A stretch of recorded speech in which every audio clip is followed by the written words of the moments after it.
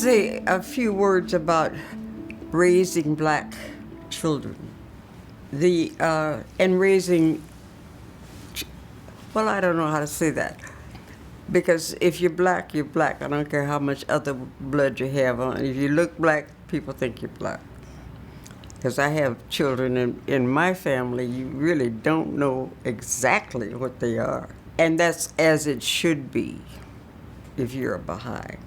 I remember one of my granddaughters went to University of Michigan, and she is half Irish and half black.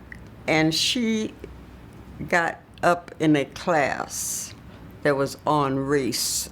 And she said, I'm Irish and black, and I do not intend to give either of them up. And that's just the way it is. She loves her mother, she loves her father. And that's who she is. And she says, I'm keeping both of them. The overwhelming problem in black families and in raising black children is to have them be comfortable in who they are. And I agree with, I think it was Hillary Clinton that started, it takes a village. It does take a village. Where you are not a valued member of a group of people, it is much harder. And there are certain traditions and ceremonies in every culture that if they are done and celebrated, the growing child knows that they're special. Birthdays, holy days, days of the year when something good happened, those celebrations make a huge difference in children knowing who they are. A challenge in black families, I think, is the special challenge of raising black men. You notice I said men, not boys. I think that's a special challenge because in some places they don't quite know who they are. Our job is to raise them in whatever village of people that is Bahai that's available. I find myself at this late age in my life of defining young and older black people in a new way. We are warriors. We are warriors. We are warriors in the new world order of Baha'u'llah. It is not a soft and sweet thing. It is a challenge to every not just black, but to every Bahai, to be a warrior.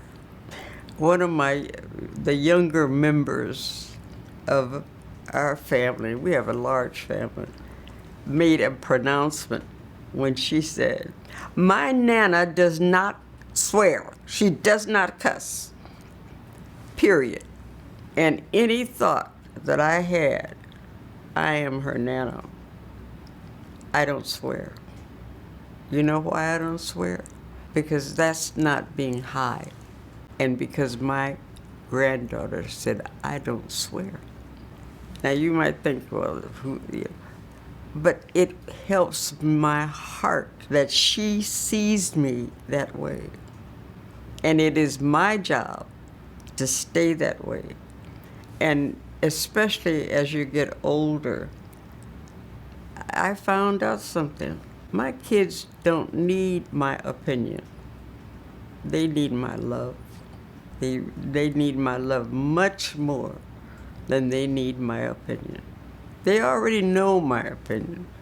It has been stated to them all their lives. But they need my love. Another We talked a little while ago about the pupil of the eye. One of the important things about raising children, especially black children, I guess everybody feels this way about their children, is how you spend your time. And one of the measures of that is looking at them and how they spend their time. And you hear mothers say, "I'm not your friend, I'm your mother." Well, that's true. I never doubted that I never told my children, "After all, I'm your mother." They know I'm their mother. That's, but I would question why one would have to say, "After all, I'm your mother," if they're not clear on the kind of guidance the children need at every age. It's not a matter that as they grow and develop that it needs not to be given. It's how ought they be given? How should guidance be given? And what is that child like? And have they really gotten a picture of how you perceive them? And it's all got to be with love. Even so, sometimes you grit your teeth, but it has to be with love. Another point, respect. The way children learn to respect is you have to show them how. And that means being able to say what is acceptable and what is not. And that is a day in, day out obligation. The only way they learn that is if someone close to them, someone who cares about them, mainly their parents, teach them. So these are basics that simply every single generation has to know. Just one more thing. It's all right when old people come around. It's all right to give up your seat and make them comfortable. When old people come around, it's all right to help them to keep going, assist them without a lot of talk, without a lot of anything except love. When you get old, and I can sure testify to this because I'm old, you need a little special care. Opening doors, giving up a seat, making sure that old man or old woman is all right. That's called a plug for people like me.